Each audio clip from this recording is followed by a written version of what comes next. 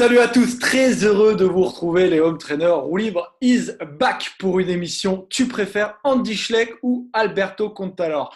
Alors, bon, c'est assez difficile de choisir. C'est un peu comme, je sais pas moi, choisir entre tomate, s'appeler tomate farcie ou jambon.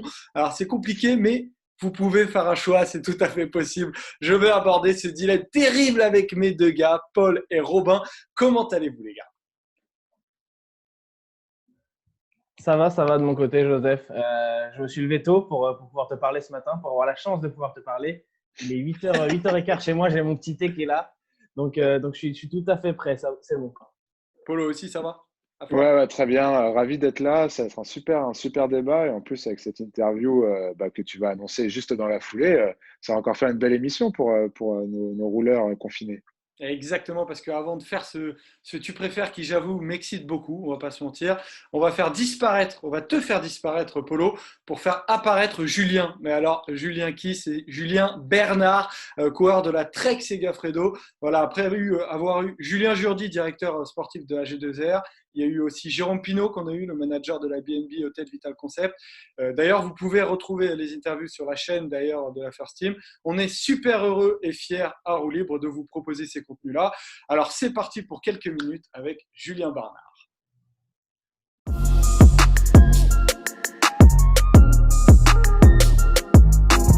Donc voilà, ça y est, Paul a disparu. Il a laissé place à Julien Bernard, que vous reconnaissez. Donc, Julien Bernard, comment vas-tu déjà? Bonjour à tous, ça va super bien. On est en fin de confinement, donc on voit un peu le bout du tunnel, donc le moral commence à remonter petit à petit, on va dire. Ouais, voilà, bah, nous aussi, on est un peu dans la même idée. On est très content en tout cas de t'avoir, Julien. Pour commencer, on va te faire un petit quiz direct d'entrée. Tu vas être mis à l'épreuve. Allez, feu. Donc, petit quiz, quatre petites questions très très compliquées. On n'est pas sûr que tu puisses répondre pour te faire un peu mieux connaître. Et on va voir si tu te connais très bien en fait. Si je Non, me mais connais voilà, très bien. voilà, c'est ça. Très très compliqué les questions, attention. En quelle année as-tu signé à la Trek Segafredo? Oh, les années, moi je suis. Alors, stagiaire ou vraiment signé? Allez, signé pro. Signé pro 2016. 2016, c'est ça. Parce qu'en Ouais, gros, tu es stagiaire en 2015, c'est ça? c'est ça, ouais. Stagiaire août 2015 et signé première année 2016, ouais, c'est ça. Non, un point pour Julien Bernard. Bravo. Euh, ta place exacte finale sur le dernier Tour de France.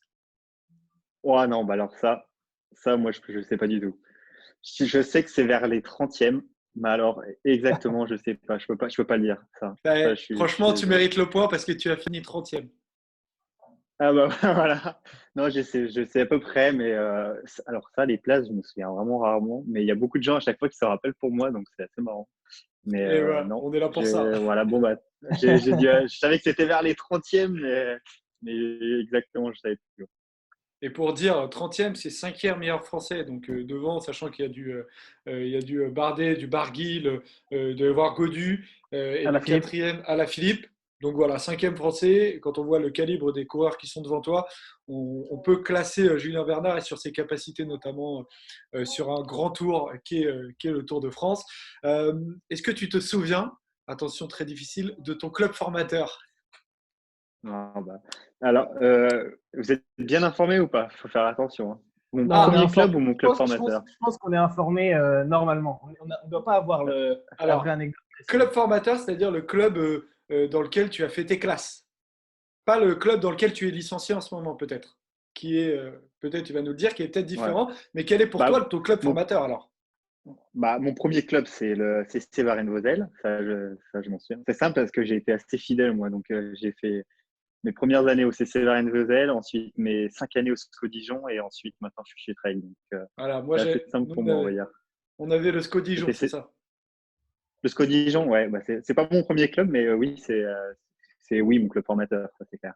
Et ton premier club, c'est où? C'est où en France? C'est c'est c'est Varennes-Vauzelles, c'est une petite commune à côté de Nevers. Là, vous allez Ah, me dire, d'accord. c'est où Nevers? Non. Si, moi je sais où est Nevers parce que C'est où Nevers alors? dans la Nièvre.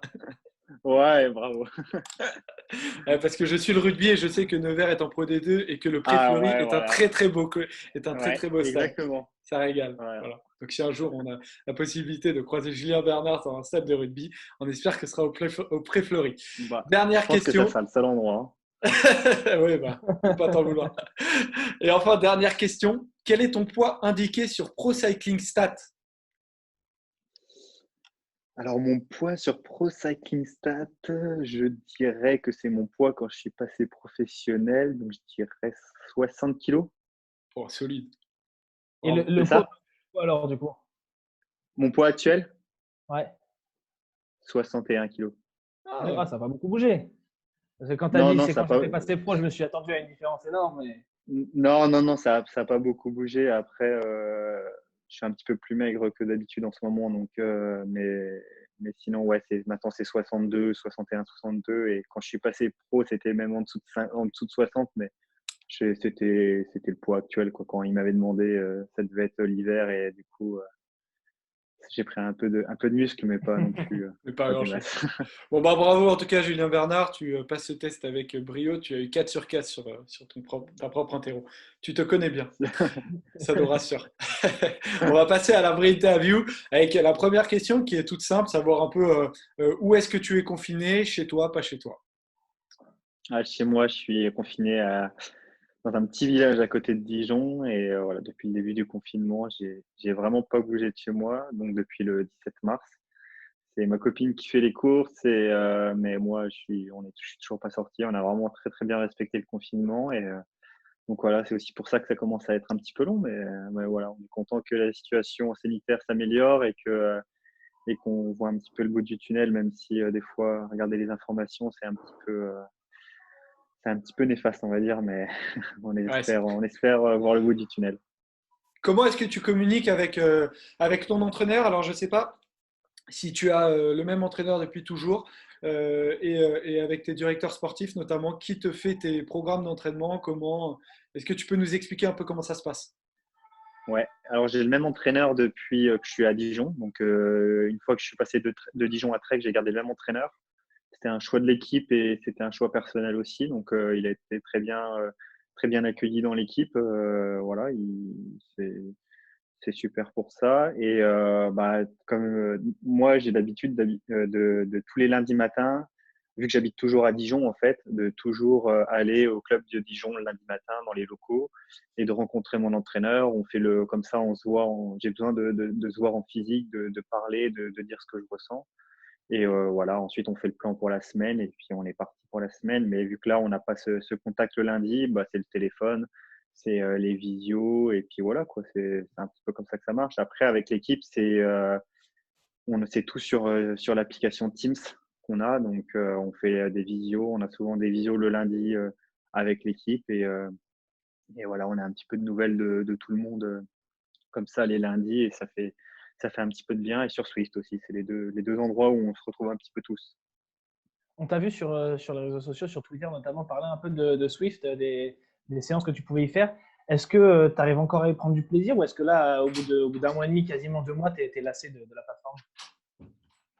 Bah, franchement, Zwift, faut le remercier, quoi, parce que c'est un truc qui nous a clairement sauvés, hein. Moi, personnellement, j'aurais pas fait autant de kilomètres d'entraînement, d'autant d'heures d'home trainer s'il n'y avait pas eu Swift, c'était pas possible. Et là, d'avoir eu ça, c'est vraiment quelque chose qui a, qui mentalement m'a fait vraiment du bien. Et même si c'est virtuel, même si c'est avec des copains qui sont à côté de nous, mais c'est virtuel, ils sont pas là vraiment. Il y a quelque chose qui fait que ça fait du bien vraiment de voir. Ensuite, les courses aussi sur Swift qui m'ont vraiment fait du bien mentalement parce que ça permet de se confronter directement à d'autres personnes. Et si on gagne ou si on fait des bonnes places, on se dit tout de suite, ah super, j'ai pas tant perdu que ça, surtout quand on est en confrontation directe avec certains autres pros en France. Donc c'est des petites choses qui font que ça nous permet de passer le confinement un peu mieux mentalement, on va dire. Et justement, il va y avoir l'arrêt de Swift ou pas d'ailleurs. Le 11 mai, il va y avoir la fin du confinement en France. Est-ce que tu as prévu, quelle sortie tu as prévu après ce 11 mai? On imagine que tu attends forcément avec impatience, quoi. Alors, je vais vous dire la vérité, parce que ça s'est On va passé pas en t'en deux étapes. vouloir. Quand j'ai su qu'on sortait le 11 mai, on était C'était il y a 1 semaine ou 2 semaines, je crois maintenant, qu'on l'a su. J'ai pris mon ordi, j'ai été sur Garmin et je me suis dit, je vais faire un grand tour pour me mettre tout de suite dans le bain. Je vais faire un tour incroyable autour de chez moi. Et le tour faisait 260 km, je crois, quelque chose comme ça. Ouais, solide. Ok. Et, et entre-temps, j'ai fait 200 km sur Swift avec Richie Porte notamment. C'était un petit défi, c'était un petit challenge qu'on s'était lancé. Et quand j'ai fait les 200 km sur entraîneur, je me suis rappelé que c'était super dur de faire du vélo longtemps. Et du coup, j'ai un petit peu changé mon fusil d'épaule et je me suis dit, j'ai vu mon entraîneur et je me suis dit, ouais, on va quand même reconstruire une base sérieuse avant d'aller faire des conneries à rouler 250 km d'un coup. Parce que si je me retrouve au fin fond de la Nièvre, au fin fond du Morvan, et puis que je suis mort, c'est pas la peine. Donc maintenant, je suis plus dans l'optique de bien reconstruire vraiment mon endurance avant d'aller faire 250 bornes le lundi 11 parce que ça servira à rien, quoi. Donc, je pense qu'on Raisonnable, sera, Julien Bernard. voilà, raisonnable. On partira plus sur quelque chose une petite sortie de 4 heures pour mettre en route 4-5. Ensuite, refaire 4, 5, 6 heures de suite. Et puis, ça sera mieux pour construire quelque chose de solide, on va dire. Et justement, en vue de ce déconfinement et de pouvoir ressortir dehors, on sait que voilà, en tant que coureur pro, tu es habitué à aller dehors tous les jours et à faire du vélo en plein air, que c'est dur de rester enfermé, peut-être encore plus pour des coureurs pro qui sont justement habitués à l'extérieur. Tu l'attends comme un cadeau de Noël, le déconfinement, et de pouvoir aller de nouveau t'entraîner dehors? Ouais, je pense que sentir l'air sur le visage, vraiment avoir le libre mouvement de son vélo, de se mettre en danseuse, ces choses-là qui manquent, je pense, le plus. Après, j'ai la chance d'avoir un jardin, alors ça change pas grand-chose, mais j'ai fait beaucoup d'home trainer dehors, sur la terrasse, à l'air. Déjà, c'est des petites choses, mais ça fait vraiment du bien quand on le fait. Ça fait vraiment son corps, on a vraiment l'impression qu'il s'aère beaucoup plus que quand on est à l'intérieur avec le ventilo. Donc, mais ouais, forcément, j'attends avec beaucoup d'impatience, quoi. J'ai vraiment envie, mais pas seulement faire de la route, hein. Moi, j'aimerais bien aussi retourner faire un petit peu de VTT, des choses comme ça, quoi. Mais reprendre, c'est là qu'on va vraiment ressentir le plaisir qu'on avait d'aller sur la route. Je pense que les premières semaines, ça va vraiment être décuplé le plaisir qu'on avait déjà à rouler dehors et on va vraiment le ressentir encore une fois dès qu'on va pouvoir ressortir, ça c'est sûr. Je pense que, enfin, c'est mon avis hein, après, mais voilà, c'est vraiment le plaisir de se sentir libre, d'aller où on veut, de faire le temps qu'on veut. Ça va être vraiment un super plaisir, je pense. Et si on se projette un peu plus loin, après ce déconfinement, une fois que tu auras pu reprendre l'entraînement, voilà, retrouver les sensations sur le vélo, forcément, on pense au Tour de France, dont les nouvelles dates ont été annoncées, même si ça reste encore très flou, puisque on sait que normalement, il ne peut pas y avoir d'événements sportifs, de grands événements au mois d'août. Donc, bon, il faut encore que tout ça se confirme. Mais est-ce que dans ta tête, tu es projeté déjà sur le Tour de France à la fin du mois d'août, ou est-ce que c'est encore trop loin, trop incertain? Ouais, je suis obligé de me projeter sur le Tour de France parce que forcément, en fait, ça change pas énormément pour moi le fait qu'il ait lieu ou pas dans ma préparation et dans mon mental. Parce que tous les ans, j'ai l'habitude que ça soit pas acquis de Incertain, faire le voilà. Tour de France pour moi parce que je suis dans une grande équipe. Il y a 30 coureurs de talent hein, dans mon équipe et les places sont chères. Donc, j'ai souvent ma sélection pour le Tour de France 10 jours à peu près avant le départ du Tour. Et je pense que ça se trouve, ça sera 10 jours avant le Tour qu'on saura s'il y a le Tour ou pas. Donc, du coup, je pars un petit peu sur la même optique. Voilà, maintenant, le jour où j'ai su les nouvelles dates du Tour, j'ai une petite application sur mon téléphone avec un espèce de compte à rebours et tout. Et bah, j'ai juste changé les dates du Tour de France en mettant les nouvelles. Je sais exactement combien de jours il reste, 116 jours avant le Tour de France. Et voilà, à partir de ce moment-là, dès que j'ai remis une nouvelle date dans ce compte à rebours-là, dans ma tête, c'est reparti, quoi. Je suis remotivé, je me lève tous les matins. Quand je pose le pied par terre, c'est le Tour de France dans ma tête. Il y a plus que ça, il n'y a pas d'autres courses qui sont dans ton esprit? Non, non, non, il n'y a que le Tour de France. Je pense, ma course. C'est la course qui me tient le plus à cœur, c'est sûr. Je pense qu'on pourrait annuler n'importe quelle autre course. Je trouverais OK, c'est pas grave. Mais le Tour de France, ça me ferait vraiment beaucoup de mal. Et voilà, je sais que enfin, c'est compliqué pour les gens. Je comprends aussi que la crise sanitaire passe au-dessus parce qu'il y a beaucoup de gens qui disent ah, c'est pas grave, on peut annuler le Tour de France, ça sera l'année prochaine. Mais Mais pour moi, oui, c'est vrai que j'ai du mal à mettre mes émotions de côté et à me dire Mm. oh, c'est pas grave s'il n'y a pas le Tour de France cette année. Parce que c'est vraiment, Mm. moi, le Tour de France, je le fais avec mes tripes, je le fais avec mes émotions. Et de ne pas avoir ça cette année, ça serait assez dur, quoi. Ouais, on voulait te poser cette question un peu plus tard, mais du coup, on va la poser maintenant. Sur les autres courses, notamment, tu as bien aussi participé sur les Ardennaises. Est-ce que tu as une Ardennaise préférée, celle que tu rêves peut-être de gagner ou de figurer tout simplement? Alors, les Ardennes, c'est pas mes courses préférées, hein. C'est l'équipe qui aime bien m'envoyer là-bas. Donc, mais non, en fait, voilà, les premières années que je les ai fait, c'est des courses très très dures. Franchement, Ouais. les Ardennes, pour moi, c'est les courses presque les plus dures de l'année. C'est World Tour, c'est des courses d'un jour, il y a un niveau incroyable, il faut beaucoup frotter, c'est des courses assez dures. Moi, je suis plus quand même axé sur les courses par étapes que je préfère. Mais voilà, l'année dernière, j'ai quand même pris beaucoup de plaisir parce que je me suis retrouvé devant à l'Amstel, je me suis retrouvé devant à Liège. Donc, c'est quand même, ça aide à aimer beaucoup plus les courses. Liège, c'est une course exceptionnelle. C'est vraiment, c'est à chaque fois, tu as les mêmes rituels, tu fais la reconnaissance, tu es toute la semaine dans le même hôtel parce que tu fais Amstel, Flèche, Liège dans le même hôtel. Tu sens le truc monter un petit peu, tu sens que les gens ils commencent à être un petit peu excités déjà à Amstel, à la Flèche, mais tu sens que les gens ils attendent Liège, Bastogne-Liège, quoi. C'est pas un monument pour rien. Hmm. Et voilà, plus ça avance, plus tu sens que l'engouement. Et l'année dernière, il faisait un temps mais pourri, quoi. C'était incroyable. Mais il y avait Pardonnez, du quoi. monde, il y avait du monde sur le bord de la route. Je trouve ça incroyable. Ouais, c'est ouf. C'est la folie parce que même au départ, les gens ils sont heureux, même s'il pleut, il fait froid, ils sont sous le parapluie, ils sont contents. Toi, tu vas faire 260 bornes sous la pluie, tu as la GABA, tu as le Kawaii, tu as les couches-chaussures, t'as mis tout ce que tu avais. Tu as un mec qui passe devant toi, il a un Kawaii de plus, tu te poses la question, oh, peut-être un Kawaii de plus, tiens, allez hop, j'en mets un Kawaii de plus. C'est la folie cette course-là. Je pense que Liège, c'est l'une des plus belles courses du monde, à mon Bon, avis. Et, t'inquiète pas, ça risque d'être compliqué après le Tour de France de t'envoyer sur les Ardennaises en plus cette année. Les deux sont difficilement Ouais. conciliables, je pense. Jamais, jamais dire jamais, hein. Bon, bah, je te laisse poser la question. et est-ce que quand tu. Liège, je crois que tu en as fait deux. Un que tu termines pas, un que tu termines. Ouais, Qu'est-ce que. ouais, c'est ça. Ouais. Quand tu termines Liège, un monument, en plus, c'est le premier que tu fais que tu termines, si je dis pas de bêtises. Tu te dis, voilà, Ouais. j'ai coché une case dans ma carrière de terminer un Liège-Bastogne-Liège.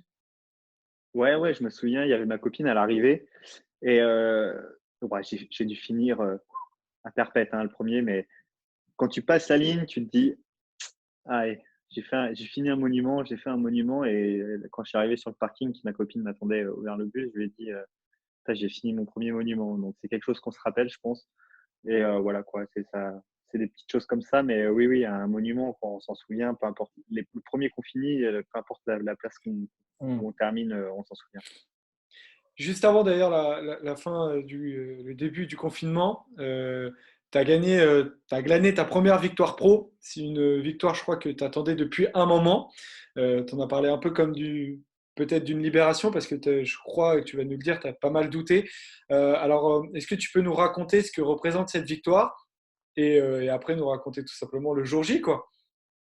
Ouais, bah, ce que représente la victoire, c'est beaucoup de choses, forcément, quand on est coureur cycliste professionnel, même si beaucoup de personnes me l'ont fait remarquer, et même moi, je l'ai remarqué, j'avais quand même trouvé ma place, je pense, chez les professionnels, même sans gagner. Je suis devenu, je pense, dans l'équipe, un équipier sur lequel on peut compter. Je pense que mes leaders ont toujours été contents quand je faisais partie de l'équipe, parce qu'ils savaient qu'ils pouvaient se reposer sur un équipier qui allait tout donner pour eux. Donc, c'était c'était pas quelque chose de dramatique de pas gagner. Hum, C'était hum. pas quelque chose de normal non plus, mais c'était pas quelque chose de dramatique. C'est pas vraiment ce que l'équipe me demandait en mon rôle premier dans l'équipe.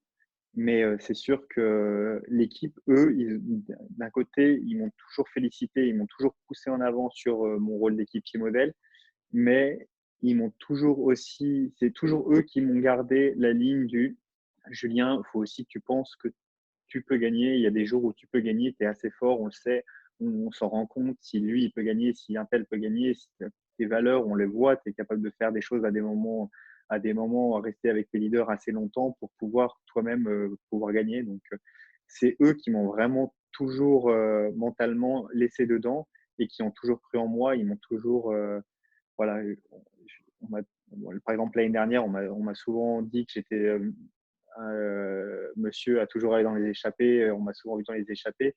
Et l'équipe, ça n'a pas toujours été dans un rôle de relais ou de choses comme ça. Ça a été, il y a des jours, c'était vraiment dans un rôle du Julien, on te fait confiance pour essayer d'aller gagner car on pense que tu as les capacités.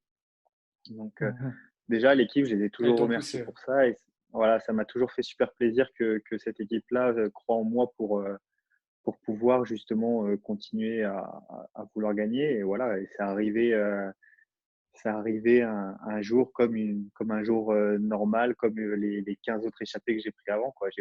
Ils m'ont demandé de prendre l'échappée, j'ai pris l'échappée.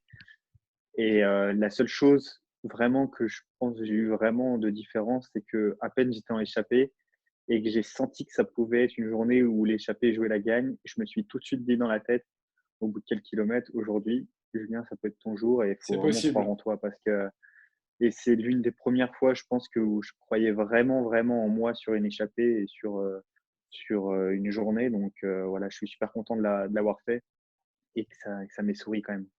Ouais, c'est dommage, nous on est dégoûtés parce que le Tour du Haut-Var, il était pas, je crois que il n'était pas ce jour-là, c'était pas retransmis. Et Non, je crois qu'il y a juste eu des résumés, ouais, voilà, c'est ça. sur Eurosport. Ouais. Ça, c'est relou quand même. Première victoire pro, derrière de la médiatisation totale, tu tombes sur l'épreuve qui est pas retransmise alors que c'est une super épreuve, quoi. Au Montfaron, magnifique Ouais, col et tout. bah, Dommage. j'ai eu les images vidéo, donc voilà, Eurosport m'ont donné les images vidéo, donc c'est toujours Ah bah c'est top. quelque chose que je garde quand même, quoi. J'ai quand même la vidéo de l'arrivée, les derniers kilomètres. Donc, ça permet aussi de se rappeler parce que à ce Ouais, moment-là de la clairement. course, on a tellement d'adrénaline et au bout de l'effort que, à vrai dire, les 2, 3 derniers kilomètres, j'ai vraiment du mal à m'en souvenir. Et du coup, c'est top de pouvoir revoir et puis on profite, quoi. Putain, super. C'est moi qui gagne ce coup-ci. Dans l'échappée, tu es avec notamment Nance Peters, qui est un bon grimpeur, qui est reconnu, qui fait un super Giro l'année dernière. Euh, J'imagine que tu ne te dis pas forcément que c'est acquis, tu es dans la bonne échappée, ça va aller au bout, mais tu n'as pas encore gagné. À quel moment tu te dis, c'est bon, cette fois-ci, c'est pour moi? Parce que finalement, vous finissez quasiment ensemble, tu finis juste quelques secondes devant lui. À quel moment tu t'es dit, c'est bon, elle est pour moi? Et ben, la différence, c'est que bon, ça fait déjà quand même 5 ans que je suis chez les pros. Nance Peter, je le connais vraiment très très bien parce qu'en plus des 5 ans chez les pros, je pense que lui, il a dû passer 1 an ou 2 ans après moi, je me souviens plus exactement. Mais j'ai couru 2017, beaucoup oui. de fois j'ai couru beaucoup de fois avec lui aussi en amateur. C'est des coureurs, les coureurs les plus dangereux vraiment dans l'échappée, c'est des coureurs que je connais vraiment par cœur. C'est Fabien Grelier que je connais très très bien. J'étais amateur avec lui, Nance Peters aussi. Il devait avoir un cours de Cofidis Finet aussi qui était devant. Ouais. C'est celui que je connaissais le moins parce que c'est le plus jeune. Après, il y avait un stagiaire de la française que je connais pas trop, mais après, ça, c'est plus trop mon boulot. C'est le boulot de mon DS de se renseigner sur ces coureurs-là, de me dire leurs capacités, s'ils sont plus bons en montagne, s'ils sont rapides au sprint. Donc, à partir du moment où je me suis vraiment focalisé sur les coureurs que je connaissais le plus, donc Nance Peters, et tout simplement, j'ai surpris, j'ai attaqué de loin à 18 km de l'arrivée parce que déjà, je me sentais vraiment très, très bien et je savais que je pouvais faire une première différence là. Et mon but, c'était d'arriver avec le moins de monde possible parce que du moment où tu attaques assez fort à 18 km de l'arrivée, tu montres déjà que tu es assez fort et que voilà, après, Oui. si tu te retrouves avec tout le monde sur toi, c'est un petit peu plus compliqué. Mais voilà, ça s'est assez bien passé. Donc, c'est content au final. Et justement, tu parles de ton passage chez les pros en 2016, donc après avoir été stagiaire chez Trek. Depuis, tu n'as jamais changé. C'est assez rare parce que la fidélité dans le vélo, on n'est pas vraiment comme au foot, on n'a pas vraiment forcément des clubs de cœur ou des choses comme ça. Enfin bon, au foot, la Y a- fidélité, c'est vrai, non, mais c'est solide de assez prendre le rare. foot comme exemple, Romain. Non, c'est assez rare, c'est assez rare. On a un exemple avec Emmanuel Erditi qui prend L'amour du souvent ça maillot. passe. Oui, c'est parce Voilà. que lui, il est supporter d'Arsenal, Julien, donc tu sais, Ah Bon, ça, ouais, c'est Romain, il est un ouais, peu bizarre. faut vraiment l'amour du maillot alors. Voilà, c'est c'est pas ça. facile. c'est pas facile tous les jours. Mais, Ah ouais. mais donc, ouais, on a quelques exemples de coureurs qui font beaucoup d'années dans une même équipe. Moi, je pense souvent à Emmanuel Herviti qui a fait 15 ans chez Movistar. Mais ce n'est pas une évidence aujourd'hui. Pour toi, la question, elle s'est déjà posée d'aller dans une autre équipe depuis que tu es passé pro ou finalement jamais? Bah, forcément, la question, elle arrive quand on est en fin de contrat. Après, je pense que la fidélité, c'est un petit peu dans les deux sens. Moi, j'ai toujours montré que j'étais fidèle à l'équipe Trek Fredo depuis mes débuts. Faut aussi remettre dans le contexte que quand je suis passé chez eux, j'avais pas d'autres propositions. C'était eux les premiers à m'avoir fait confiance et à m'avoir donné ma chance. Donc déjà, à ce moment-là, je me suis vraiment senti redevable envers eux. Et puis, voilà, là, bon, c'est vrai que la question se pose un petit peu moins parce qu'à peine je suis en fin de contrat, les discussions recommencent. Et puis, faut vraiment comprendre que j'ai une relation vraiment très familiale et vraiment incroyable avec cette équipe-là. Que ça soit avec le manager, avec les mécanos, avec le staff, c'est pas seulement des gens avec qui je travaille, c'est aussi des gens à qui je connais vraiment très bien leur vie, je connais leur vie personnelle, je connais ces choses-là. J'ai vraiment un lien avec eux et ça aide quoi, ça me donne envie de rester parce que forcément, si je me sens bien ici, pourquoi partir? Voilà quoi, c'est juste la question que je me pose. Et quand je suis en fin de contrat et que je peux parler, des fois, on parle avec mes équipiers, avec mes leaders, heu et que ces personnes-là te disent: «Ah non, moi j'aimerais quand même vraiment que tu restes et tout ça, ça m'embêterait vraiment que tu partes et tout». Et ben, ça, c'est des choses quand même qui pèsent dans une balance et voilà quoi, j'ai pas spécialement envie pour l'instant de repartir et de reconstruire quelque chose, un socle, vraiment une base de fidélité avec ces personnes-là. Et voilà quoi. Moi, je suis un coureur, je pense, qui marche quand même beaucoup avec le cœur et j'ai besoin d'avoir cette confiance envers moi et moi envers eux pour pouvoir vraiment marcher. Donc voilà, je suis pas, pour l'instant, je suis pas pour reconstruire quelque chose alors que j'ai quelque chose de solide ici. Et c'est vrai qu'il y a cette ambiance à la Trek qui transparaît d'équipes voilà, avec une bonne ambiance. Après, il y a la réalité de ce qui transparaît et il y a la réalité des coulisses. Est-ce que réellement, à la Trek, il y a quelque chose de particulier? Ce côté familial dont tu parles. Bah, en fait, c'est difficile pour moi d'en parler parce que j'ai jamais connu quelque chose d'autre, mais je pense qu'il y a beaucoup de coureurs qui viennent chez nous et qui s'en rendent compte. Le dernier en date, c'est Vincenzo. Vincenzo, j'ai pu faire quelques courses avec lui et après même rien qu'après le premier stage qu'on fait, en fait, on fait un stage au mois de novembre avec les nouveaux, avec tout le monde, l'équipe masculine et l'équipe féminine, à Wisconsin aux États-Unis, donc euh, comment dire, au centre de Trek, donc à l'usine Trek, allez, Trek, ouais. Et du coup, on apprend tous à se connaître.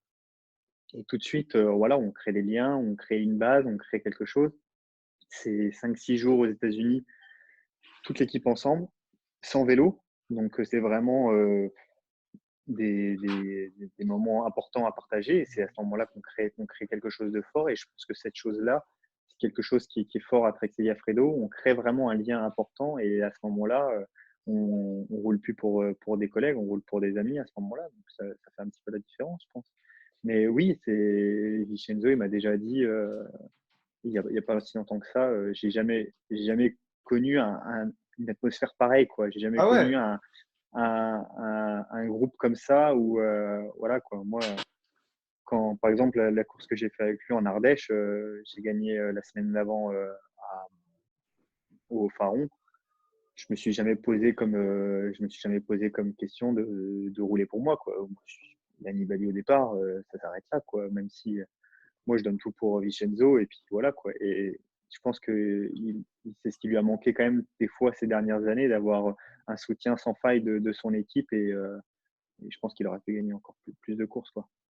ouais, surtout qu'en plus, dernièrement dans le vélo, les équipes avec plusieurs leaders, c'est pas forcément ce qui a fait marché. On a l'exemple de la Movistar qui est le plus facile à sortir et pourtant la Trek a recruté Vincenzo Nibali dont tu parles alors qu'il y avait déjà Richie Porte, Bauke Mollema.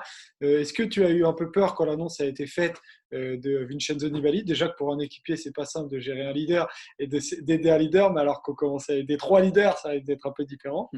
Mais comment ça s'est passé ça? Est-ce que tu sens que les leaders sont ensemble quoi? Ah, c'est une question assez intéressante quand même parce que j'ai un petit peu tout vécu ces 5 dernières années chez Trek. J'ai vécu mes premières années avec vraiment des très très gros leaders qui étaient vraiment dans le cyclisme mondial comme Fabian, Cancellara, Schleck, Zubeldia, des Ryder Hesjedal. J'ai eu des Alberto? grands coureurs. Alberto aussi après. Et j'ai vécu des moments où on avait un seul et unique leader et j'ai vécu des moments où on a eu beaucoup de leaders. Donc, dire que c'était la même chose et que ça se préparait pareil, c'est pas vrai parce que voilà, moi, mon boulot, de satisfaire le leader avec lequel je suis. Mais pour le faire, il faut que j'apprenne à connaître ces coureurs-là. Il faut que je rentre avec, faut que je sois avec eux. Il faut qu'au moment où je suis avec eux, je dois être dans leur tête et de savoir ce qu'ils aiment et ce qu'ils préfèrent, où est-ce qu'ils préfèrent être dans le peloton et tout ça. Ensuite, quand on les a tous ensemble, c'est plus compliqué parce qu'il y en a un qui aime être là, il y en a un qui aime être là. Et à ce moment-là, c'est plus à moi de m'adapter, mais c'est plus à eux de trouver un terrain d'entente pour pouvoir profiter l'un de l'autre C'est et puis ça. d'aller faire quelque chose de bien. L'exemple d'Alberto, ça se posait pas parce que Alberto, c'était numéro un, terminé bonsoir, tous pour Alberto et voilà quoi. Après, on a la chance d'avoir un leader qui fait pas beaucoup de bruit et qui est très performant, mais qui est assez flexible, c'est Mollema. Je pense c'est un coureur qui est assez, je pense, dénigré dans l'ensemble de sa carrière, mais c'est un coureur super talentueux qui fait pas beaucoup de bruit, qui a jamais eu d'histoire sur lui, comme quoi c'était un coureur méchant ou des choses comme ça. Voilà, c'est un coureur super, super sympa et ça a toujours, dès qu'il y a un gros leader qui arrivait, il passait souvent dans les journaux au second plan, alors qu'il a toujours été un coureur dans les coureurs numéro un pour nous et un coureur pour lesquels on a toujours aimé courir. Donc, d'avoir les trois en même temps, c'est compliqué. Il faut juste essayer de jongler un petit peu. Et puis souvent, ils sont assez intelligents. Moi, pour l'instant, j'ai souvent été avec des coureurs intelligents qui ont réussi à trouver un terrain d'entente, et notamment l'année Hmm. dernière avec Bocke et Ricci. Et cette année, j'ai pas eu l'occasion encore de courir avec les trois ensemble, mais j'espère le faire, franchement, parce que on se dit quand même qu'on a 3 fois plus de cartouches et 3 fois plus de chances de gagner une course, hein, Ouais, c'est ça. avec ces trois mecs-là. Ah, ça va être une découverte. Ça va être une découverte pour toi, quoi. Ouais, ouais, c'est On va pas clair, se- c'est une découverte, hein. Chaque leader est différent, comme je le dis. Et je prends du plaisir avec chacun d'entre eux. Forcément, quand on est avec Vincenzo, c'est un attaquant, s'il me fait penser un petit peu comme Alberto il courait, à pas trop calculer, quand il veut tenter des trucs incroyables et ça fait du bien. Même moi, j'aime ça, quoi. On tente, ça, on gagne, on perd, c'est pas grave. On a tenté, on a pesé sur la course, on a donné du plaisir aux gens. C'est aussi c'est ça le vélo, quoi, aussi. Donc, c'est ça qui est cool. Et pour reparler un peu de contrat, je voulais te demander, toi, tu es en contrat jusqu'à 2021, si je ne dis pas de bêtises, donc encore Ouais. 1 an et demi. Est-ce que tu te dis, là, dans la période actuelle, que tu es chanceux d'avoir un contrat jusqu'en 2021 comparé à ceux qui sont en fin de contrat cette année?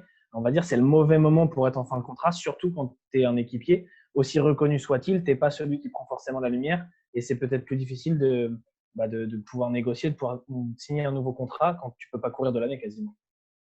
Oui, bien sûr, ça c'est sûr. Je me suis souvent dit quand même, j'ai de la chance, j'ai 2 ans de contrat.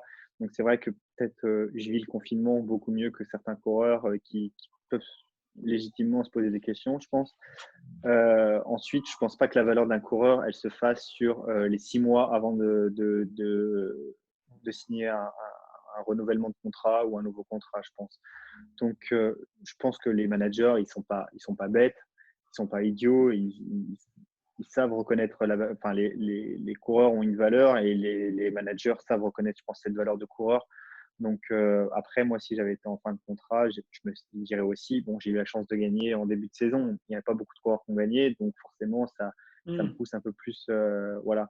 Mais voilà, je pense que les managers ne sont pas idiots. Ils ne basent pas sur le début d'année, ils se basent sur la valeur d'un coureur. La valeur d'un coureur, c'est assez général, c'est une carrière. Bon, ok, c'est pas ce qu'ils ont fait il y a 10 ans, mais sur les 3 dernières années, je pense que c'est assez révélateur du niveau qu'ils peuvent avoir l'année prochaine plutôt que du début d'année. Eh ben, merci beaucoup, Julien, en tout cas, d'avoir été avec nous. Ça a été un super moment. Et puis, Bah, de on rien. te souhaite beaucoup de courage pour ta sortie de 260 bornes. Si par hasard l'envie te prend de vraiment la faire. Ouais, je pense que j'ai lâché l'idée depuis un moment déjà. Très bien, tant mieux, ça nous rassure. Merci, Ouais, Julien. bah, de rien. Pas de souci. Salut. Ciao.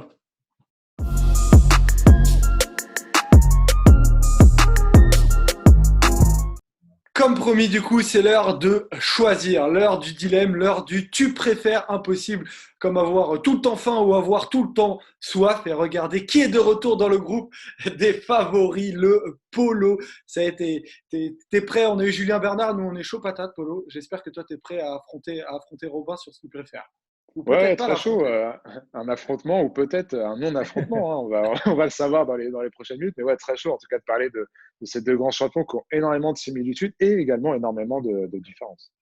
Alors du coup, effectivement, parce que moi je ne sais pas du tout qui vous préférez. On s'est gardé un peu la surprise. Alors Polo, qui est-ce que tu préfères toi entre les deux? Si tu pouvais résumer en une trentaine de secondes, tu préfères et pourquoi? Alors, pour résumer rapidement, je dirais que j'adore les deux, mais j'adore vraiment les deux. C'est deux coureurs que j'apprécie énormément, deux coureurs qui m'ont fait vibrer, qui m'ont fait vivre des très grands moments de vélo. Donc, choisir a été difficile, mais il a fallu choisir et pour ça, je garde la surprise à nos rouleurs pour la suite du débat. Ah, donc tu gardes la T'en surprise. demandes trop, Joseph, t'en demandes trop. Ah bah oui. Non, 30 secondes, tu peux bien résumer ça. Bon, on va voir si toi tu y arrives. En vérité, j'ai eu une petite difficulté quand on a parlé de faire ce tu préfères dans la semaine. C'est que je me suis dit, finalement, moi, mon point de vue sur ces deux coureurs-là a un peu évolué avec le temps. À l'époque où ils couraient, je dirais, je préférais pas le même qu'aujourd'hui. Avec le recul, en voyant ce qu'ils ont fait dans leur carrière, je pense que ma préférence a changé. Comme dit Ok. Polo, j'ai jamais été ultra supporter d'un des deux, ce qui fait que j'aurais été contre l'autre. Mais voilà, j'ai toujours apprécié un peu le duel qu'ils nous offraient et ma préférence a vraiment évolué puisque je dirais qu'en 2009, 10, 11, au moment où ils s'affrontent, j'en préférais un et aujourd'hui il est différent, mais je vais faire comme Polo, je vais garder un peu la surprise. Très bien, déjà pour recontextualiser, est-ce que vous voyez des duels qui, au-delà de Contador Schleck, vous ont fait autant rêver que celui-là? Polo, par exemple. Ouais, Armstrong Ulrich, c'était quand même pas mal pour les tout débuts de mes années cyclisme. Après, il faut que je remonte, je réfléchis, je prends les années. Froome Quintana, ça a jamais été de ce niveau-là, puisqu'ils n'ont jamais Parce été que du c'est même toujours aussi niveau. le même qui gagne. Exactement. Non, j'en vois pas. J'en vois vraiment pas. Des duels comme ça, vraiment un contre un avec une telle similitude et un tel niveau égal. Franchement, non, je vois pas. Je pense pas en trouver. Et ce serait même intéressant de se replonger dans l'histoire, même avant notre naissance et avant nos années vélo à nous, pour savoir quels ont été des duels aussi, aussi passionnants que l'ont été ceux entre Alberto Contador et Andy Schleck. Tu valides, Robin? Ouais, complètement. Bah, on en a parlé il y a quelques semaines au moment de parler de nos meilleurs moments vélo, de ce qu'on avait préféré depuis qu'on regardait du vélo. Et moi, mon moment, ça restait la montée du Tourmalet en 2010 avec Schleck et Contador. Donc forcément, en ayant choisi ce moment-là comme le plus grand moment que j'ai pu vivre en regardant du vélo, forcément, je pense aucun des duels qu'on a eu après ne peut égaler Contador et Schleck. De ce qu'on a eu avant, il y en a beaucoup, mais c'est des duels que malheureusement, on n'a pas connus en live. Par exemple, Hino Lemon ou alors même Hino Fignon ou Fignon Lemon dans les années 80, on a eu de belles choses. Ou alors Merckx Ocaña dans les années 70. C'était des super duels, on peut lire énormément de choses dessus, sauf qu'on ne les a pas vécus, donc c'est toujours un peu plus délicat.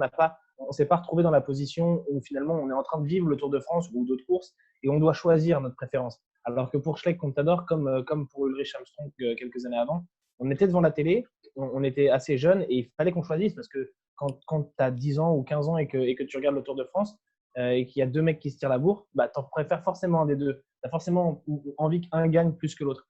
Donc voilà, ça arrive pas forcément, c'est pas forcément le cas quand on lit, quand on regarde des documentaires ou ce qu'on veut sur les années précédentes, sur Merckx Ocania, sur Ino Lemon, on n'a pas besoin de choisir. Alors que je pense qu'à l'époque de Contador Schleck, on a tous choisi. Et de ce qu'on regarde sur les années d'après, la seule chose que moi j'ai pu trouver à peu près comparable, c'est sur la Vuelta quand on a eu les affrontements, et c'était plus à 3 avec Valverde, Rodriguez et Contador, où là aussi, je pense qu'on avait tous un petit peu un favori. On avait un niveau très très élevé, des attaques dans tous les sens, du panache, et je pense que c'est le seul moment où on a pu retrouver un petit peu quelque chose de similaire, même si ça atteignait pas le même niveau. Ils ont eu des 14. palmarès finalement, Polo, qui se sont rejoints sur le Tour de France. Il y a eu duel, mais est-ce que tu as réussi un peu à comparer les palmarès de Contador et Schleck et quel est pour toi le plus beau palmarès au moment de leur prime, c'est-à-dire entre 2009 et 2011? Bah, l'avantage avec ces tu préfères, c'est que justement, on peut mettre de côté la case palmarès, puisque c'est une case qui rentre finalement très peu en compte dans le jugement qu'on peut avoir d'un coureur et dans la manière dont il court, notamment. Et pour le coup, le palmarès, quand on compare celui d'Alberto Contador, je crois qu'il y a presque 70 victoires, plus de 20 victoires sur des classements généraux, par rapport à Andy Schleck, qui n'a jamais gagné de grand tour. Il a fait gagner le Giro en 2007. Il en a un, Polo, hein. Si, oui, Il va falloir qu'on en parle. pardon. Il en a un. Pardon, il en a un. Il en a en 2010. Mais voilà. Et puis surtout, à part ce Liège-Bastogne-Liège aussi en 2009, il n'a qu'un très petit palmarès finalement face à Alberto Contador, qui, pour ma part, a été beaucoup plus. Il avait beaucoup plus cet instinct de tueur, notamment dans ces années 2008, même de 2007, 2008, 2009, même jusqu'à 2010, je crois, où il ne perd pas un seul grand tour. 2008, il ne fait pas le Tour de France, il gagne le Giro et la Vuelta. 2009, il gagne le Tour de France. Et 2010, avant d'être déclassé, il gagne le Tour de France. Et même 2011, il gagne le Giro. Et, euh, et ça, Andy Schleck en est encore très loin, même si Andy Schleck a un beau monument à son palmarès. Et il manque cruellement de victoires et son palmarès est beaucoup plus petit que celui d'Alberto Contador. Et en ça, on peut dire que c'est déjà un gros point pour ceux qui préfèrent Contador à Andy Schleck. Même si, dans un tu préfères, c'est beaucoup plus subjectif. Donc ça, le palmarès, il n'y a pas que ça qui rentre en compte. Hum, hum. Est-ce que C'est sûr que si on fait Polo, le décompte des grands tours, parce que c'est surtout là que les deux se sont affrontés, si on met de côté ce Liège-Bastogne-Liège qui, pour le coup, joue en faveur d'Andy Schleck, il y a 7-1 sur les grands tours. Et avant le déclassement et tout ce qui s'ensuit, parce qu'Alberto Contador, lui, considérera toujours qu'il a gagné ce Tour 2010, il y a 9-0. Donc, c'est sûr qu'au niveau du décompte de grands tours, il n'y a pas photo. après, on peut pas. On peut effectivement, si on veut, mettre de côté Liège-Bastogne-Liège. Mais alors moi, Est-ce que Liège-Bastogne-Liège vaut aussi grand tour? Je ne suis pas sûr. non, non, Au niveau du palmarès, il n'y a pas vraiment photo. non, mais il vaut pas si grand tour. Mais en fait, Andy Schleck n'a eu la possibilité, malheureusement, il a terminé sa carrière très tôt sur multiples blessures, sur des ligaments croisés. Au final, il a été très très performant de 2008 au moment où Sastré gagne le Tour de France jusque en gros 2011. 2011 et sur cette période-là, je trouve que le palmarès d'Andy Schleck est certes moindre de par les victoires de Contador sur le Tour de France, mais avec un monument en plus qui est Liège-Bastogne-Liège, il est largement comparable sur cette période-là. Il est largement comparable. Contador, il gagne tout. Hein, non, mais sur. Il a une présence, ce qu'on ne peut pas lui enlever, c'est sûr, c'est qu'il a une plus grosse présence sur les classiques. Je crois que la même année où il gagne Liège, il fait deuxième de la Flèche Wallonne. Ah ouais, c'est ça aussi. Il a ce côté que les amoureux du cyclisme adorent, toi le premier, Robin, qui est Bien de sûr. ne pas uniquement se concentrer sur les grands tours. Même si sa carrière a été courte et qu'elle a souvent été ponctuée de malchance, il a eu cette présence. Il fait même troisième aussi à Liège-Bastogne-Liège en 2011 derrière Gilbert. Il a eu des résultats et il a eu des victoires aussi sur des classiques. Donc ça, c'est aussi à prendre en compte quand on préfère Andy Schleck à Contador. Après, pour revenir à Andy Schleck, et là je vais aller un peu plus loin, c'est aussi un coureur qui n'a pas eu de chance. C'est une espèce de loser magnifique. Même ce Tour de France 2010, on dit que c'est lui qui l'a gagné, mais tu vois, même moi, par réflexe, j'ai parlé d'une victoire de Contador là, il y a 3 minutes. Euh, il y a eu ce tour 2008 aussi où il est fort, mais qu'il est obligé de travailler pour Carlos Sastre et pour Frank Schleck. Et puis, mine de rien, Après, sur c'est de les sa tours. faute. Le tour 2008, il a une défaillance à Otakam. Il Hmm. prend, il prend un éclat, je ne sais plus combien. Et il se retrouve hors de la course. Évidemment qu'après, tu es chez CSC, tu as Sastre et ton frère qui sont super bien placés. Tu bosses pour eux. Tu as ton frère qui est maillot jaune. Évidemment que tu bosses pour lui. Il avait qu'à pas avoir une fringale à Otakam, j'ai envie de dire. Ouais, C'est clairement, une mais erreur, c'est une erreur de jeunesse, mais c'est sa faute. quand tu lis ses interviews, il a beaucoup de regrets sur cette course-là, notamment. Bon, il parle de 2010, de l'affaire Contador, du port de Baesse, etc. Mais il parle beaucoup de 2008 et, euh, et du fait que, en fait, le fait de devoir bosser pour Carlos Sastre, ça l'a miné parce que c'est quelqu'un qui il se détestait. Lui et les frères Schleck se détestaient. Et quand il parle de ce Tour 2008, et moi, ça m'a marqué parce que j'avais pas trop de souvenirs de ça, un peu comme tout le Tour 2008, hein, où j'ai très peu de souvenirs. C'est peut-être l'un des pires tours depuis ces 20 dernières années, on va pas se mentir, que ce soit en termes de niveau ou en termes de spectacle. Euh, et j'ai été marqué par à quel point ça l'avait touché de devoir laisser gagner, entre guillemets, Sastré, de devoir bosser pour lui, alors que lui et son frère Ah oui, le détestaient. Mais c'est surtout c'est Franck ouf, hein. qui a très mal vécu ça, parce que c'est Franck qui est maillot jaune au pied de l'Alpe d'Huez et qui voit Sastré partir, et en gros, avec les ordres de Bjarne dans l'oreillette, qui lui dit bah, c'est Sastré qui y va. Mm. Si Sastré peut y aller, alors bah, on va pas rouler derrière lui. Et Sastré va prendre le maillot et gagner le tour, alors qu'au pied de l'Alpe, Franck Schleck est maillot jaune. Mais sur leurs affrontements, au final, pour défendre Andy Schleck, parce que bon, vous l'avez compris, moi, si je devais choisir entre les deux, je prendrais Andy Schleck. Et quand je prenais mon vélo après les étapes du Tour de France avec mes frères, j'étais Andy Schleck, quoi. Et sur la comparaison de leur prime, c'est-à-dire de 2009, 2010, 2011, et notamment sur leur duel sur le Tour de France, je vois pas pourquoi on parle de loser, en fait. Parce qu'il fait Parce 3 fois que deuxième. non, mais ouais, non, mais il fait 3 fois deuxième, mais par rapport à Contador, en fait, une fois, il est battu par Contador en 2009, pas de problème. Ensuite, en 2010, au final, il peut pas être pris en compte, à mon sens. Il peut pas être Oui, pris mais en compte dans. tu peux pas dire non plus qu'il n'a pas été battu par Contador, parce que Ouais, le mois de mais juillet qu'on a vécu à ce moment-là, on parle forcément encore d'un Andy Schleck loser, parce qu'il y a tous les épisodes oui, mais il y a le port de du coup, Balès, il y a deuxième encore. ouais, mais a posteriori, tu peux pas le prendre comme tu peux pas prendre comme un Je suis d'accord argument avec parce toi. qu'il y a il y a ce contrôle qui fait que tu peux pas savoir dans quelle mesure le clenbuterol a agi sur le Sauf que métabolisme de. l'image de Schleck, elle se fait sur le moment. Oui, non, non, mais La moi, réputation de Schleck, elle se fait dans non, mais ces années-là. clairement, je comprends a posteriori pourquoi on a dit le loser magnifique sur le moment. Mais aujourd'hui, je ne peux pas accepter qu'on en fasse encore un loser parce que si en 2009, je veux bien prendre en compte sa victoire, en 2010, ça ne peut pas être un argument. Mhm. En 2011, il est meilleur que Contador. C'est lui qui termine deuxième derrière Evans. C'est pas Contador, il fait 5, il fait pas un Tour Mais de Contador, il France. a fait le Giro. Oui, bah, il a fait le Giro, moi je veux bien, mais Andy Schleck à ce moment-là, il faisait les classiques avant et il ne se préparait pas. Tu peux avoir la préparation Ouais, que tu mais c'est veux. pas pareil. C'est pas pareil de faire une semaine d'Ardennaise que de faire 3 semaines de Giro. Non, c'est pas la même chose, mais après, tu as la Giro préparation que qui tu veux. remporte, hein, en plus. Hein. Mais tu as la préparation, mais après, sur leur duel, il n'a pas perdu ce duel-là. Il n'a pas perdu le Tour 2011, oui, mais Mais et 2011, c'est. sur la route, il perd tous les autres. Et du coup, si tu prends la période de leur prime, comme tu dis, de 2008 à 2011, même si tu enlèves les tours que Contador a perdu et que tu donnes le Tour 2010 à Schleck, bah, la différence, elle est énorme. Pour Contador, ça fait 1, 2, 3, 4, 5. Ça fait 5 grands tours. En enlevant le Tour 2000, non, 4, pardon. En enlevant le Tour 2010 et le Giro 2011, mais ça fait toujours 4 ans au niveau des grands tours. Et pour deux Oui, mecs oui, qui non, se battent et qui se tirent la bourre sur les grands tours tous les ans, bah, mais 4 ans, leur le score, duel, il est fatal, quoi. oui, mais leur duel, il y a eu duel sur Tour de France, donc c'est pour les comparer, pour savoir qui on préfère. Tu peux pas prendre le Giro, tu peux pas prendre la Vuelta, comme tu peux pas prendre Liège-Bastogne-Liège pour comparer Schleck et Contador, Mais, parce qu'à ce bah, moment-là, mais Schleck est bien meilleur. Schleck, il y va sur la Volta en 2009-2010, il y va. Et 2007, il est sur le Giro, il fait deuxième aussi. Donc Ouais, mais il ça, y on doit va. le prendre en Non, compte. mais non, oui, mais il va sur les Vuelta, pas pour sa trône. Il y va pour aider son frère. Il y va pour un autre leader. Il abandonne 2 fois. Tu sais même pas pourquoi il abandonne à chaque fois.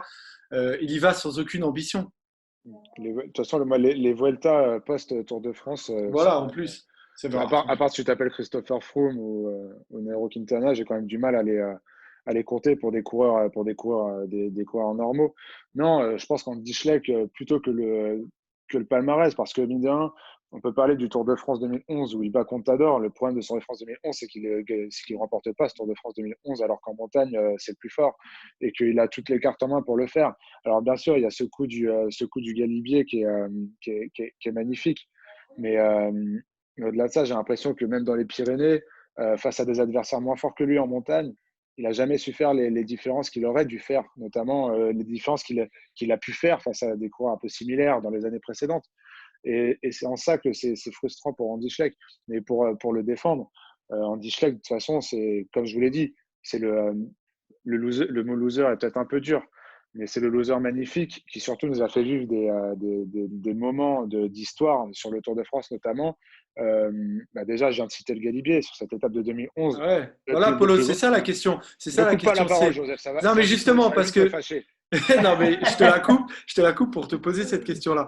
Il y a 3 victoires de Schleck sur le Tour de France, 3 victoires de Contador. Morzine Avoriaz 2010, Tourmalet 2010, Galibier 2011 pour Schleck, Plateau de Baye 2007, Verbier 2009, Annecy 2009 pour Contador. Quelles sont les victoires que toi, tu aurais préféré avoir? Morzine, c'est une arrivée au sprint, je crois, dans un petit groupe. Ou alors, non, je crois qu'il a attaqué et qu'il arrive avec un peu d'avance, mais pas de beaucoup. Ça se joue vraiment dans les derniers mètres. Je ne vais pas dire de bêtises, il faudra vérifier, mais ce n'est pas une victoire qui m'a le plus marqué. Je parle de celle d'Andy Schleck. Hein. Et alors après, évidemment, la victoire du Tourmalet, plus que la victoire, c'est l'étape, parce que la victoire, moi, j'ai du mal. Tourmalet, est-ce que tu l'associes vraiment à Schleck? Le Tourmalet 2010, est-ce que Oui. pour toi, c'est Schleck qui s'impose en haut, sachant qu'on Contador, Oui, je l'associe à Schleck parce que c'est lui qui attaque, c'est lui qui fait les 3/4, voire les 4/5 de la montée seul en faisant le rythme et en essayant de lâcher Contador. Après, Contador n'était pas dans son rôle. Il ne le lâche jamais, quoi. Voilà, c'est ça. Contador était dans son rôle de à suivre, c'est lui qui avait le maillot. Mais Contador, il avait quoi? Il avait 8 secondes d'avance à ce moment-là. Hein. C'était pas dit, c'était pas assuré non plus. Il a tenté de lâcher aussi Schleck, mais il n'a pas pu. C'est Schleck qui a attaqué. Très loin de l'arrivée, enfin très loin de À 10 bornes. À 10 bornes. C'est Schleck qui a fait le tempo et c'est Schleck qui remporte la victoire, même si elle est laissée entre guillemets par Contador et c'est peut-être ça le petit bémol qui est un peu embêtant. Ça rappelle Pantani et Armstrong sur le Ventoux.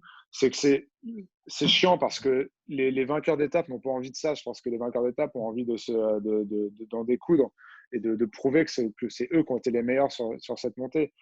Donc moi, franchement, je prendrais le Galibier. Si je choisir une de toutes ces étapes, je prendrais le Galibier. Après, il y a la démonstration de Contador à Verbier en 2009 est magnifique. Ouais. Mais il y a moins d'émotion que tout ce qui s'est passé sur cette étape du Galibier, cette attaque à 70 bornes dans l'Izoard. Et c'est tout ce passage dans la plaine avec Maxime Montfort et cette dernière montée est exceptionnelle. Donc, ouais, le Galibier, sans hésiter. C'est pour ça que je dis que même si Andy Schleck n'a pas le palmarès, mais si on le traite de loser magnifique, c'est quand même, je pense, celui, notamment sur ces années d'affrontement, qui nous a fait qui nous a suscité le plus d'émotions. Robin, toi aussi, tu prendrais ça, le Galibier? Intrinsèquement, oui, là, parce que le Galibier, moi, j'ai vu ça 2 fois dans ma vie. C'est le Galibier et Chris Froome dans le Finestré, enfin, qui attaque dans le Finestré sur le Giro 2018. Pour moi, il n'y a rien d'autre qu'on ait vu depuis 20 ans qui soit similaire. Bon, en mettant de côté Landis sur le Tour 2010, sur le Tour 2006, pardon. Donc, oui, je pense que la victoire d'Andy Schleck devant notre télé, c'était une journée plus incroyable. Après, je trouve qu'il faut recontextualiser. Si Contador n'a jamais fait ça, c'est parce qu'il n'a jamais eu besoin. Andy Schleck, il fait cette étape au Galibier parce qu'il est largué au général et qu'il faut se replacer. Et que, entre guillemets, au début, c'est pas qu'on le laisse partir, mais quand on le voit partir aussi loin de l'arrivée, on se dit, bon, qu'est-ce qu'il nous fait? De toute façon, il est loin en général, on peut se permettre de lui laisser un peu. Et finalement, c'était une erreur parce qu'il va jusqu'au bout. Mais s'il avait été maillot jaune ou même deuxième du général, on ne l'aurait jamais laissé faire. Et Contador, ça a toujours été sa position. Contador, les Tours de France qu'il gagne, il est maillot jaune très tôt dans la course et il le garde et il n'y a pas de débat possible. Il n'est pas 5e ou 6e du général avec 4-5 minutes à rattraper. Non, mais par exemple en 2011, quand il… Mais 2011, c'est différent. 2011, non, mais il aurait très bien pu partir de loin. Il a préféré… il aurait très bien pu tenter quelque chose comme Schleck l'a tenté. Oui, mais il n'est pas dans la bagarre. C'est vrai, tu as raison là-dessus. Mais pour moi, 2011, il n'est pas dans la bagarre. Il sort du Giro. Et la 3e semaine, elle est trop dure pour lui. Il tente rien parce que je ne pense pas qu'il ait les jambes en 3e semaine pour faire ce que fait Andy Schleck. Andy Schleck, lui, voilà, il a fait des erreurs. Il n'est pas bien placé au général, mais il s'est préparé pour le Tour de France. Donc il est en forme. Mais Contador, voilà, son mode de fonctionnement a toujours été beaucoup plus en contrôle qu'Andy Schleck. Il a toujours eu le maillot jaune, plus ou moins quand il voulait, bon, sauf en 2007, où il se retrouve avec un peu sans avoir prévu autant. Une drôle Mais, de tour en 2007. Hein. voilà, mais comme dit Polo, la démonstration à Verviers en 2009, pour moi, c'est quand même un très très grand moment. C'est dans le style Contador, c'est en contrôle, mais voilà, il y avait toute cette tension autour du duel Armstrong-Contador. Mais c'est ça. Et, c'est ce jour-là qui met les choses au clair, c'est lui le meilleur. Et même si Armstrong continuera dans les déclarations et puis continuera d'y croire, et puis parce qu'on ne sait jamais, Contador aurait pu avoir un pépin, on comprend ce jour-là que le patron du tour, c'est Contador et que c'est plus Armstrong. D'ailleurs, est-ce que selon vous, il y a les caractères des deux gars, est-ce que vous pensez que l'un avait plus de caractère que l'autre? Parce qu'on a beaucoup notamment reproché à Schleck de manquer un peu de caractère. Je pense qu'ils n'étaient pas si loin, en vérité, moi. Je pense qu'ils se ressemblaient un peu parce que aucun des deux n'était un très très grand expansif. Aucun des deux n'était un mec qui allait aller mettre des taquets dans les médias. On a beaucoup parlé de cette rivalité, mais quand il parlait à France Télé ou à n'importe qui d'autre à l'arrivée, les deux, ils étaient très très courtois l'un envers l'autre. Je me rappelle de certains moments où on en venait presque à être énervé, qui se tapent pas sur la gueule parce qu'ils étaient trop sympas l'un envers l'autre. Et c'était un affrontement quand même très très courtois finalement. Et les critiques qu'il y a pu avoir, elles sont peut-être venues plus tard de la part d'Andy Schleck, une fois qu'il a été retraité et qu'il a bien voulu dire plus de choses. Mais sur le moment, c'était très policé comme duel une fois qu'il sortait de la route. Et je pense qu'ils se ressemblaient beaucoup plus que ce qu'on a voulu dire.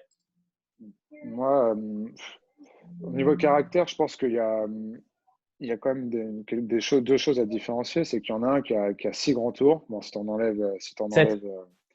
Ouais, 6. Attends, ça fait 2 tours, 3 Vuelta. 3 Volta. Et 2 Giro. Ouais, 2 Giro, 2008, 2011. Non, il en a 7. 2008, 2012. Ouais, 7, pardon. 7. Et l'autre qui en a un demi, j'ai envie de te dire. Et c'est là aussi, on parle de caractère. Contador, c'est le caractère d'un champion.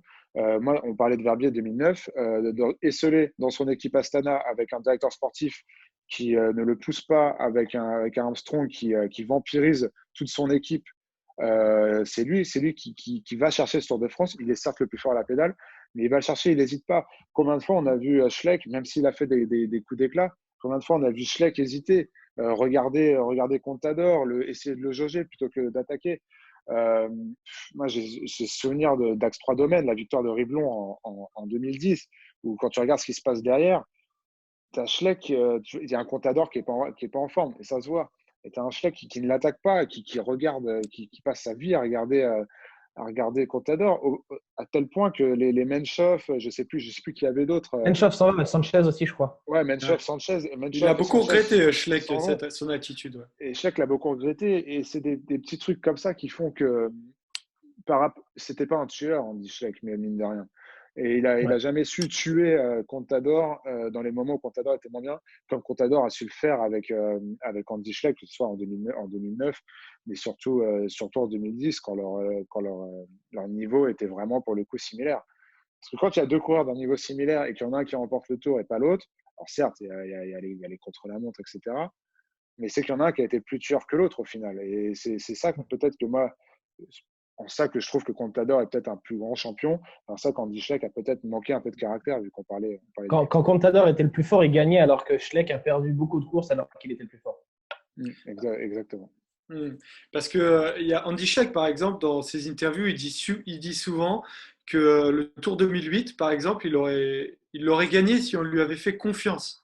Si on lui avait fait plus confiance, et il a souvent regretté ce manque de confiance de la part de ses directeurs sportifs. Est-ce que vous aviez l'impression qu'en début de tour, les directeurs sportifs d'Andy Schleck, que ce soit au début à la CSC, puis ensuite, bon après du coup il est parti dans son équipe luxembourgeoise, mais post Léopard Trek, est-ce que Robin, tu avais l'impression qu'Andy Schleck n'était pas vraiment porté comme un favori par ses managers et par ses directeurs sportifs? Moi, je pense qu'on l'a considéré. Je pense pas qu'on l'ait complètement mis de côté au point de lui dire tu viens sur le Tour de France et tu vas uniquement bosser pour Carlos Sastre.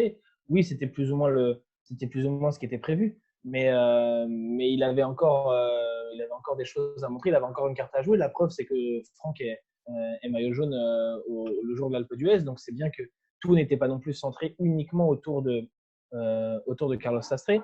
Et surtout, avant l'étape d'Otakam où il a sa défaillance, Andy Schleck, il est dans le même temps que son frère, il est à 2 secondes de Franck et il est à 24 secondes de Carlos Sastre. Donc ils sont dans les mêmes temps, ils sont tous les trois, ils sont 10, 11 et 12e du général. Et donc, bon, avant la grosse montagne qui va écrémer le classement général devant eux. Mais ensuite, Andy Schleck qui perd 9 minutes à Otakam. Ça, c'est ni de la faute des directeurs sportifs, ni de la faute de Sastre, ni de la faute de son frère. Moi, je ne lui reproche pas du tout cette défaillance. C'était son premier Tour de France. C'était une grosse étape l'arrivée à Otakam. Il y avait eu le Tour de Malais juste avant. Donc, voilà, il a 23 ans, il est jeune, il peut faire des erreurs, il peut faire ce genre d'erreurs. Mais c'est de la faute de personne d'autre que lui. Et une fois que tu perds 9 minutes, comment tu veux qu'on te donne les cartes?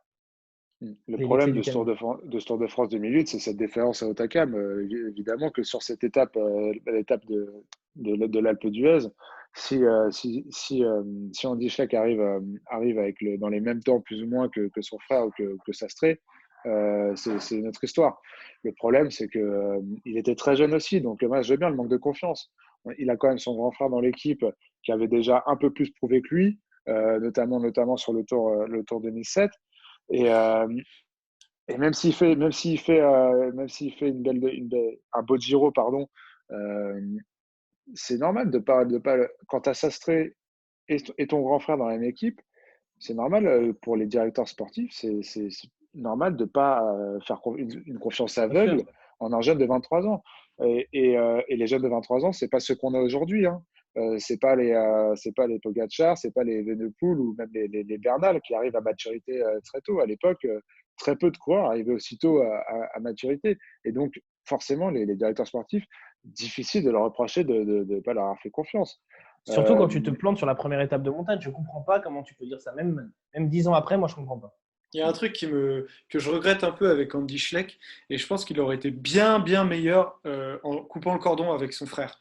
Il y a eu un côté où il a jamais, jamais coupé le cordon avec lui. Il a toujours voulu rester avec lui et il en a pâti d'abord en termes de leadership parce qu'il n'a jamais pu avoir une équipe qui était totalement tournée vers lui. Et de deux aussi de ce côté caractère où en fait il attendait toujours peut-être, on avait l'impression, l'approbation de son frère.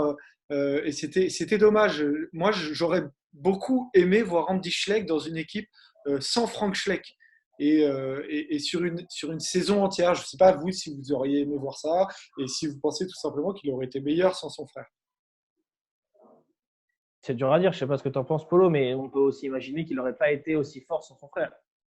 Moi, j'ai ce souvenir de l'Alpe d'Huez 2011 où j'ai l'impression que dans l'Alpe, il court pour sauver le podium de son frère plutôt que pour aller chercher la victoire au Tour de France par rapport à Cadel Evans. Même si Cadel Evans était très fort ce jour-là,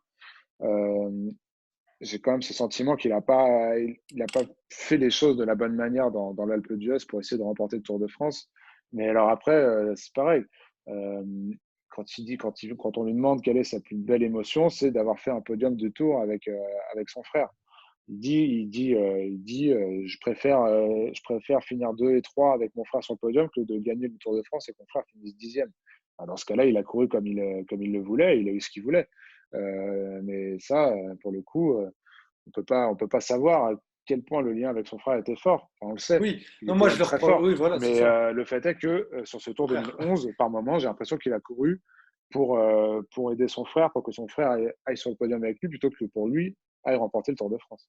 Ouais, c'est très dur, disons que c'est quand même extrêmement compliqué d'avoir un lien si fort avec un équipier pour toujours penser à lui.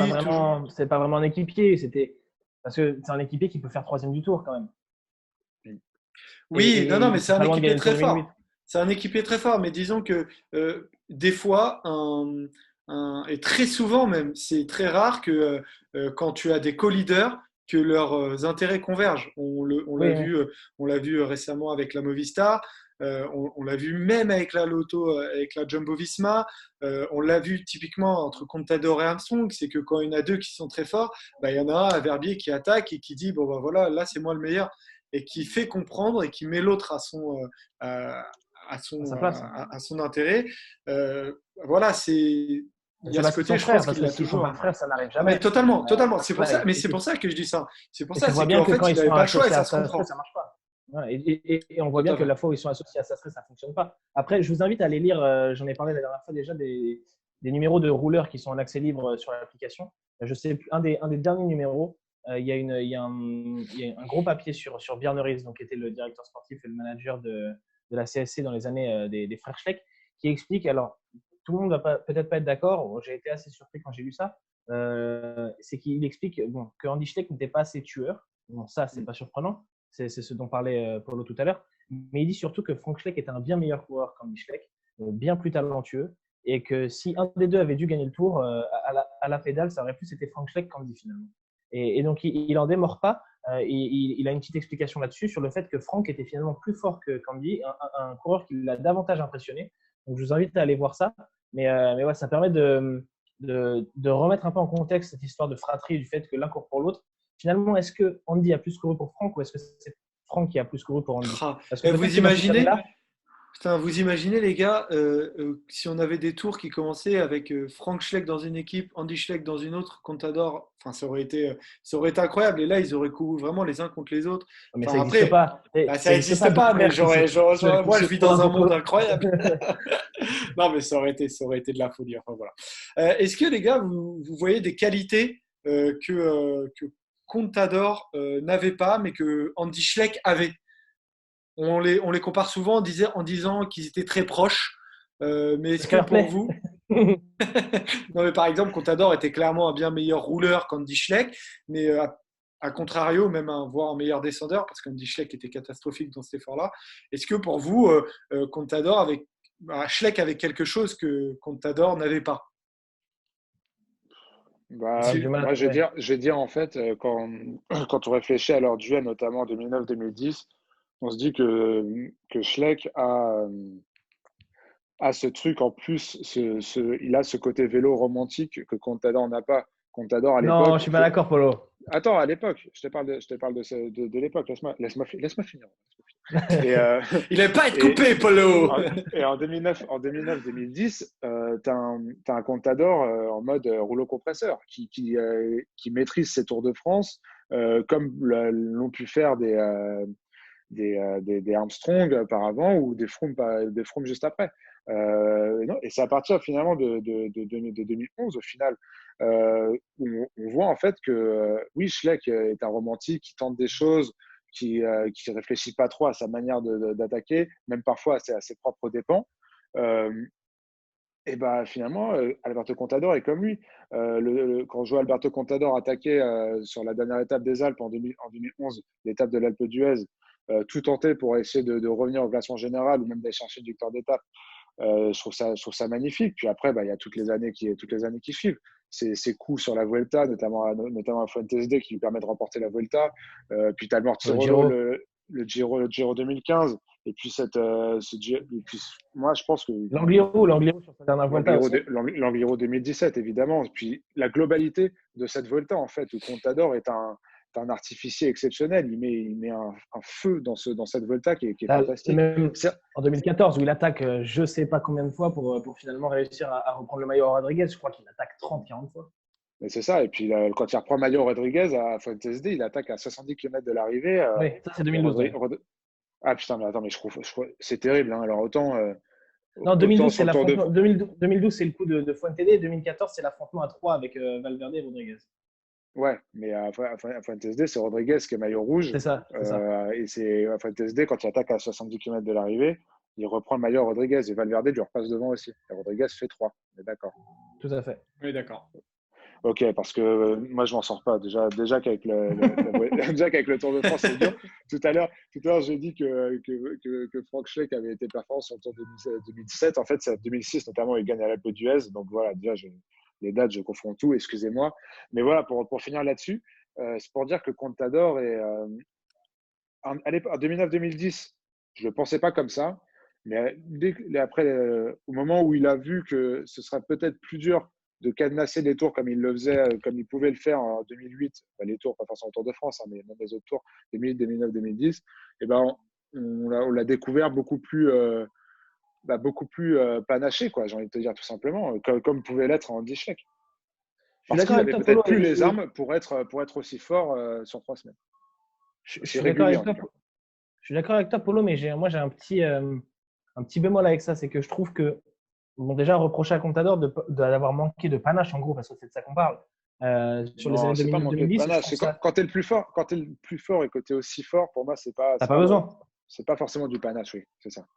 Voilà, moi, de mon point de vue, je me dis, en 2009-2010, il fait le boulot. Qu'est-ce que tu vas te mettre des attaques à 60 bornes de l'arrivée? Pourquoi tu vas te mettre en difficulté? Et surtout, sur Andy Schleck, voilà, pour le reste de Contador, je ne vais pas redire tout ce que tu as dit. Tu as tout à fait montré qu'il avait fait preuve de panache et qu'il avait été un de ces gars qui nous a fait adorer le vélo de 2010-11 à la fin de sa carrière. Mais Andy Schleck, je trouve qu'on en fait un peu beaucoup sur le panache d'Andy Schleck. Parce que oui, il y a ce coup du Galibier qui est monstrueux, qui est magnifique. Mais avant ça, sur les années 2009-2010, Andy Schleck, on lui reprochait, c'est mon souvenir, de justement ne pas prendre le risque de perdre son podium pour aller gagner le Tour. Et que finalement, il se contentait de cette deuxième place et qu'il n'a pas pris les risques en 2009-2010, il ne prend pas les risques qu'il a pris en 2011 parce qu'il est deuxième du général et qu'il ne veut pas perdre cette deuxième place. En 2011, il n'a plus rien à perdre, il est hors dehors du podium. Donc, s'il ne le fait pas, il ne finira pas sur le podium.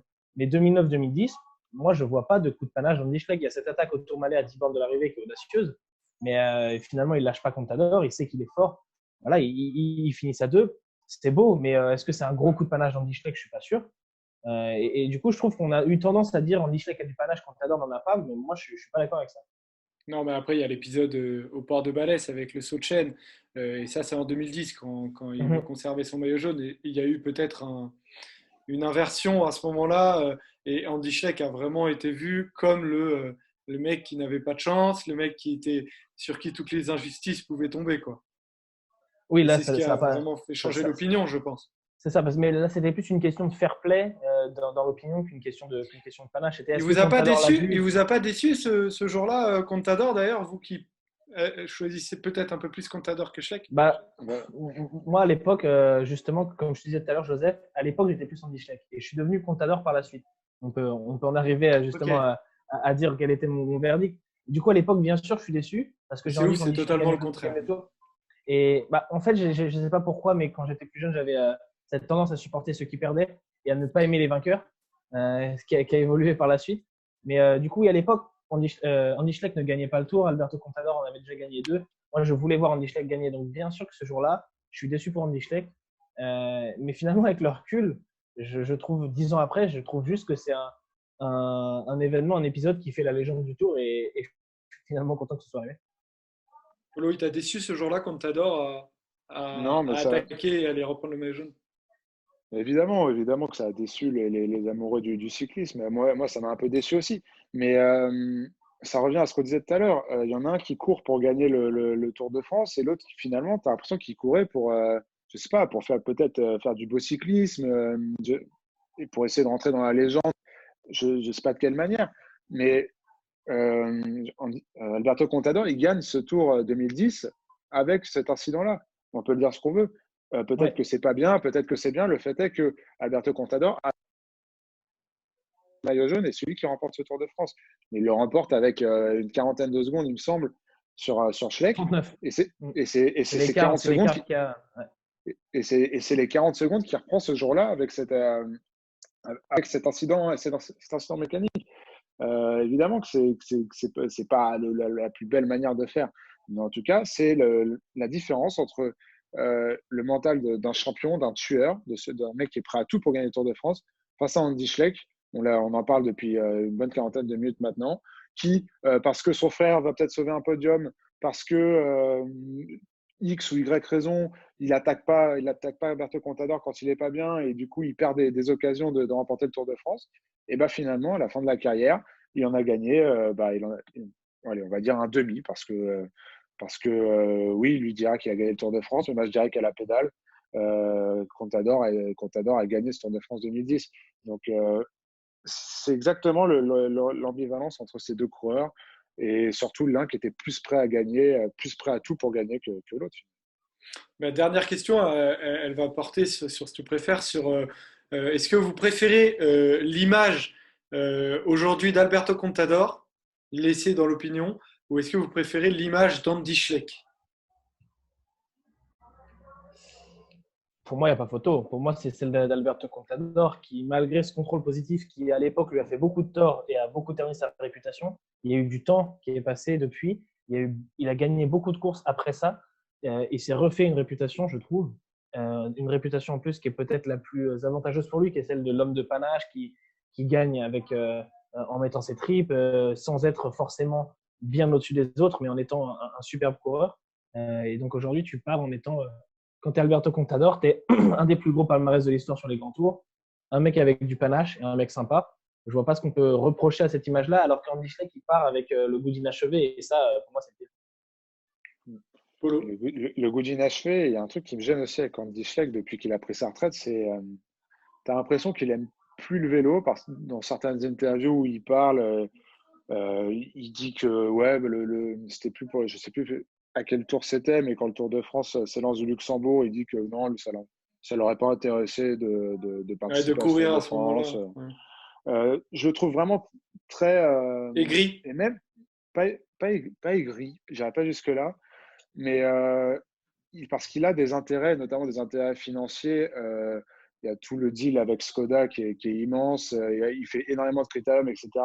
Et même quand il ressasse ses souvenirs, il dit ouais, moi ça m'ennuie que j'ai pas gagné le Tour en 2010 parce que c'est Contador qui a eu toutes les primes. Moi j'aurais aimé avoir les primes pour les renverser à mes coéquipiers. Pareil, quand il parle de Sastré, il dit ouais, Sastré, on s'aimait pas. D'ailleurs, quand il gagne le Tour de France 2008, il a offert des choses à nos coéquipiers, mais pas à Franck et à moi, machin. Il y a toujours ce rapport plus ou moins direct à l'argent et on ne peut pas lui en vouloir. Ça fait partie de la vie. Mais ça casse un peu avec l'image justement que Contador s'est donnée depuis c'est maintenant une dizaine d'années, depuis ces années post-suspension. Mais alors par contre, parlons de suspension, Andy Schleck a pour lui le fait de n'avoir jamais été impliqué dans aucune affaire de dopage, quelle qu'elle soit, mais vraiment aucune.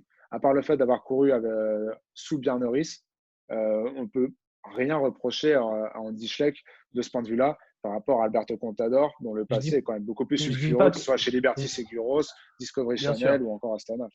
Il n'y a pas photo, mais certains te diront que Frank Schleck, lui, a eu quelques soucis et que vu la proximité des deux frères, c'est difficile d'imaginer qu'il était tout seul. Donc, si tu veux trouver, je suis d'accord, il n'y a pas photo. Alberto Contador a été contrôlé positif et Andy Schleck non. Mais je trouve que c'est un argument avec lequel j'ai du mal, même si pour ça, je suis d'accord, il faut prendre en compte totalement le fait que Alberto Contador a perdu 2 grands tours et qu'Andy Schleck en a gagné un. Et voilà, et remettre le score à 7-1. Et puis, comme je l'ai dit, Andy Schleck a couru sous Björn Norris et voilà, avec tout ce que ça implique, évidemment. Donc, si tu veux trouver le problème avec ça, c'est que si tu veux trouver quelque chose, tu trouveras toujours. Bah, pas pris, c'est ce qu'on dira. Une relation, si tu veux trouver une relation douteuse, il y en a pour tout. Ouais, c'est clair. Alors, c'est un très beau tu préfères. On fera d'autres tu préfères, on le promet, dans Roue Libre. Je vous propose de terminer l'émission avec 3 petites questions, petit quiz. Alors, sur 3 petites questions sur Schleck Contador. Ça va être très clairement de la rapidité. 3 questions. La première, Andy Schleck a gagné l'Èche-Bastogne-Liège 2009. On en a parlé tout à l'heure. Qui avait terminé deuxième? Gilbert. Ni l'un ni l'autre. Samuel Sanchez. Non. Attends. Frank Schleck? Non. Vinokourov. J'essaye tout. Attends. Je sais pas qui finit deuxième. Un petit gabarit. C'est pas Purito? Si, Cunego. Purito. Bravo, Polo. Deuxième question. Andy Schleck avait terminé deuxième de la Flèche Wallonne 2009. Qui avait gagné? Evans? Non. 2009. Ivanov? Non. 2009. Si, c'est un. Qui fait ça? Valverde?